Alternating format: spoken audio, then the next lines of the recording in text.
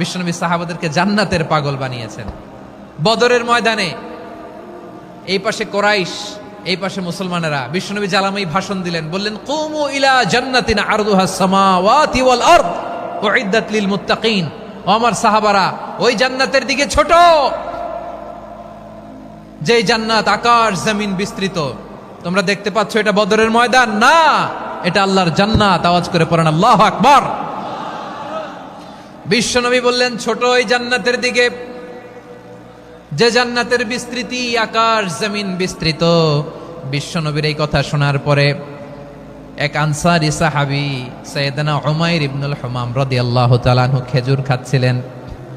তিনি বিশ্বনবীর দিকে তাকিয়ে কথা শুনছেন আর খেজুর খাচ্ছেন।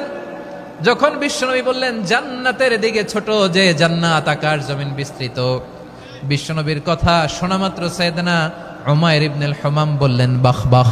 কি বললেন? বাহ বাহ, মানে চমৎকার, মাশাআল্লাহ, চমৎকার। আমরা ইদানিংকালে চমৎকার কিছু দেখলে ইংরেজিতে বলে ফেলি না ওয়াও ওয়াও, বাহ বাহ, মাশাআল্লাহ।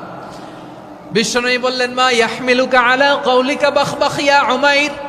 ও উমাইর, আমার এই কথা শুনে তুমি কেন বললা বাহ বাহ, চমৎকার চমৎকার কেন বললা?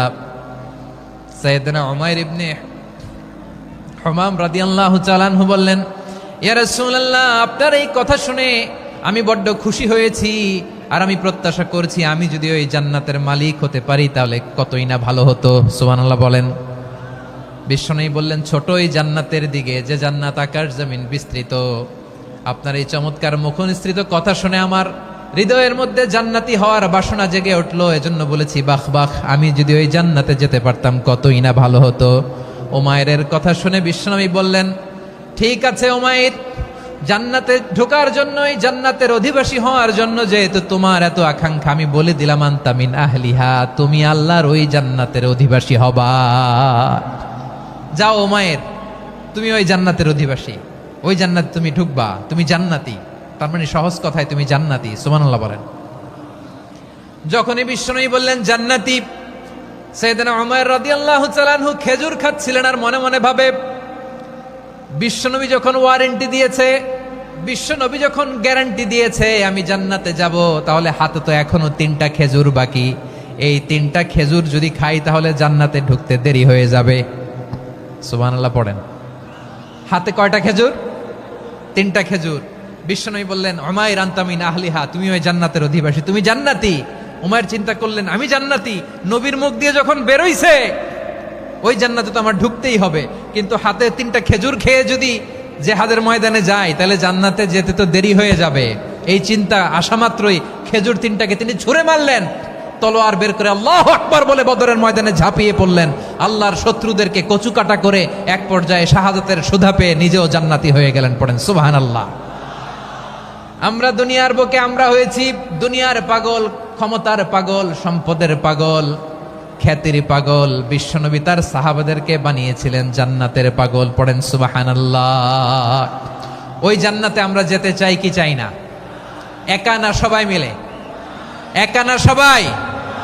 জান্নাতে একা আমি যাব না তো ভাই, তোমাকেও জান্নাতে দলে নিতে চাই। সবাই বলেন জান্নাতে একা আমি যাব না তো ভাই, তোমাকেও জান্নাতে দলে নিতে চাই। পড়েন আমিন।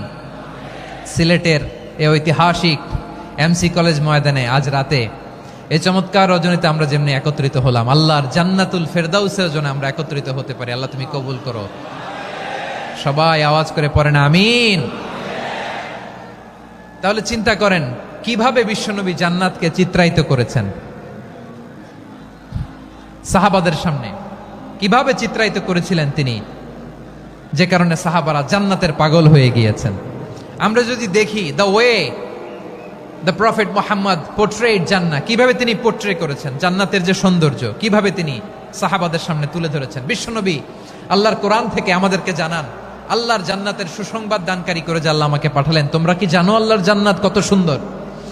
কোরআন থেকে বিশ্বনবী আমাদেরকে জানান ফালা তা'লামু নাফসুম মা উখফিয়া লাহুম মিন কুররাতি আ'য়ুন জাযাআম বিমা কানু ইয়ামালুন।